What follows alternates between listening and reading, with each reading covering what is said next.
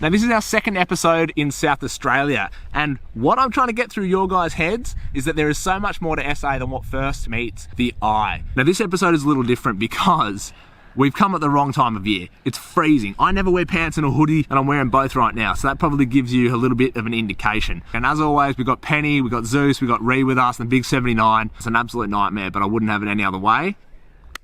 I'll show you camp. We'll hit the road in the morning. Strap yourselves in. Boost!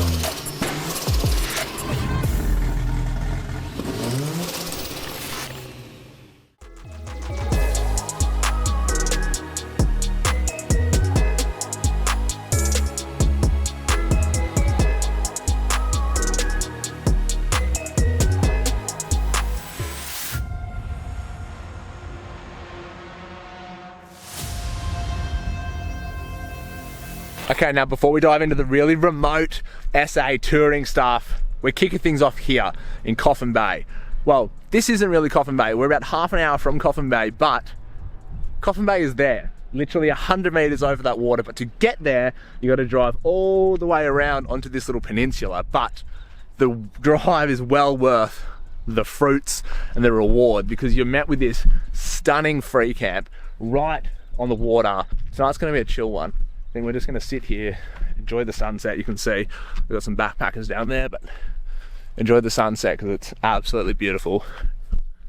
Kick back in our Dachi thrones and enjoy the evening, because we're going to be putting some Ks on this 79 over the next sort of 5 or so days.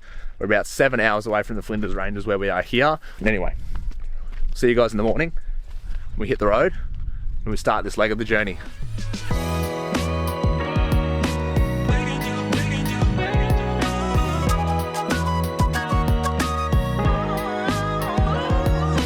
Okay, so here we are at Coles Point. Now, you come down a pretty spicy little, I guess, poorly maintained road, let's say, and you get to a stack of free campsites, which is really freaking cool. But what you're also met with is this intensely jagged, unforgiving, stunning rocky outcrops of, I guess, points. And you can see them sort of scattered all along the coastline there. And the coolest thing is, we've got this entire place to ourselves. And this place is not that well known. You could easily travel down the Eyre Peninsula and not even know this place existed, but very, very cool. Okay, behind me, wow, is a stunning rock pool. We've made it to the north point of Greenley Beach. You can see some of the waves rolling in now are humongous. And they basically just flush and refill that natural rock pool all the time. So it's always crystal clear and always stunning. What do you reckon, Zeus? Zeus? What do you reckon? Oi. Heaps good at listening, as you can see. Man, this part of SA, phenomenal. Can't believe people don't get down here.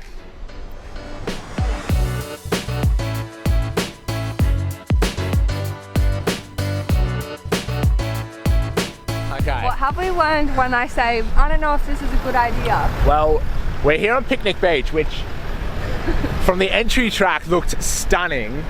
And as soon as we got down onto the beach, well, so this is without a doubt the softest beach I've ever driven on. I mean, getting bogged on like the most picture perfect beach in the world is not a bad thing, but anyway. You should go and show them our tracks around here. Like it is so deep. So deep. So anyway, we've got max tracks. We're just letting a bit more air out of the tires now, but look how deep, like, we never stood a chance, and by the time you come onto the beach just up here, it's already far too late. So anyway, we're dropping the tyres down to just below 15 PSI. So with a bit of luck, we'll be able to crawl our way out of this. Otherwise, we've got 4 max tracks up on the roof. I think what's probably caught us out here more than anything is the fact that if you look under here, the 79's biggest issue all 79s, whether you're sand driving, mud bogging, rock crawling, or anything in between. I get a shot, but it's the spring hangers. Hangs so low on these things that there's just an anchor. So I think we're gonna be doing a bit of digging. But anyway, okay, I'm not stopping until we get off this beach. That is everything this 79's got in its tank.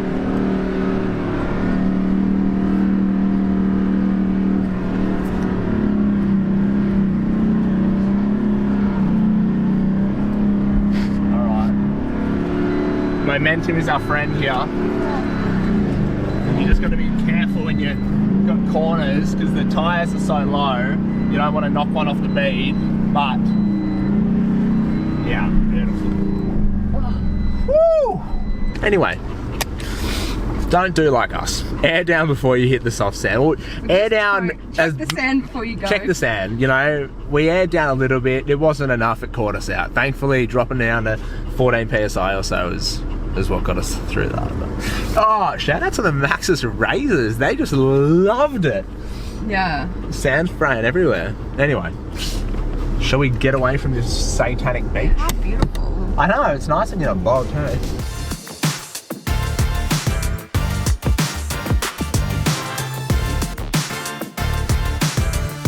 This is Lockwell Beach and it is stunning. I don't know if you can see in the background, I'll show you on the drone, but there is a little, I guess, lookout with a picnic table there. We've got this place completely to ourselves, might I add, which is so, so rare.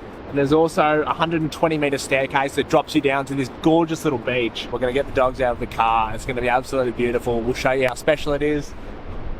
But yeah, welcome to Lockwell Beach.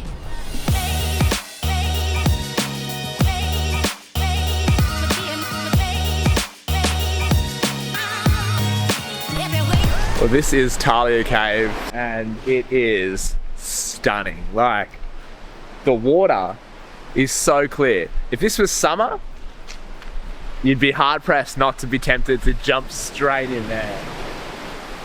And it's actually a little bit protected because you have quite a lot of rocks just down here that sort of break up the swell and the surges. So in here you're left with a bit of a sort of tidal spa bath, I guess. And the water is so clear, it'd be so, so stunning. And then just out here, it gets really deep very quickly. So jumping off that rock in summer, sign me up. But yeah, very, very cool. I can't even begin to imagine how a place like this would have formed with the rocks all up overhead like this. Massive cave. So, so cool. It's actually cool as well seeing a whole bunch of native beehives on the roof of this place too. And nature is so incredible. Tonight we are heading back into Streaky Bay. We're going to go to the gym, do a little sesh.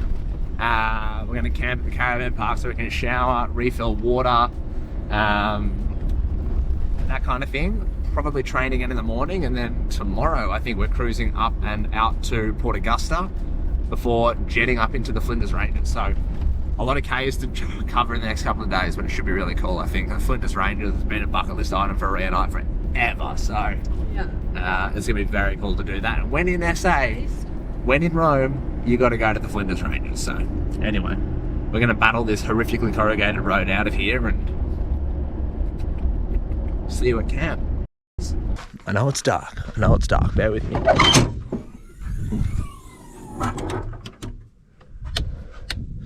Okay, so we just got back from the caravan park. I'm very thankful for these Light Force work lights we've got on the back of this car, because otherwise we would be up shit creek. But I thought I'd quickly show you how simple it is to set up camp. So I climb up on the back. All I have to do here is pop 2 latches and lift the back half. And this is the Darshi High Rise, the Ridgeback High Rise. So what that means is it pops twice, not just once.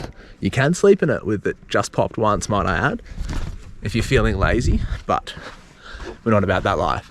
The next step is I basically just climb up on the side of the car here, pop the front, set up the Rainfly, and it's done. We run the ladder on this side as well, which just mounts up here, boom, down there, so you can still get in the canopy. Simple as. Anyway, it's getting late, we've got to feed the dogs, get into bed, shower, all that sort of stuff. Not in that particular order either, might I add. So we'll show you around Streaky Bay in the morning. Until then, we'll see you in a sec. And now you guys know I've partnered with Finance Hunting, a fantastic business based out of Queensland, Australia, that are here to help take your dreams and make them a reality. Maybe you're trying to build your dream rig, or maybe you're trying to get to a dream destination, a bucket list trip like this, consolidate debt, or even just scale your business. They're here to help. So if you want to find out anything else, go to the URL that's on the screen right now, or click the link in the description of this video. Anyway, back to the episode. And this is Murphy's Hater. This is Murphy's Haystack. That first coffee hasn't kicked in yet. Now, these are obviously not haystacks. They're massive stone structures. But I guess in a scenery like this, just in the middle of all these empty fields, to have something like that is pretty wild. I'm going to flip this camera around and show you guys why we came here, because this is wild. One of super nature's cool. great gifts. Yeah. It's like Stonehenge, but Aussie Outback version.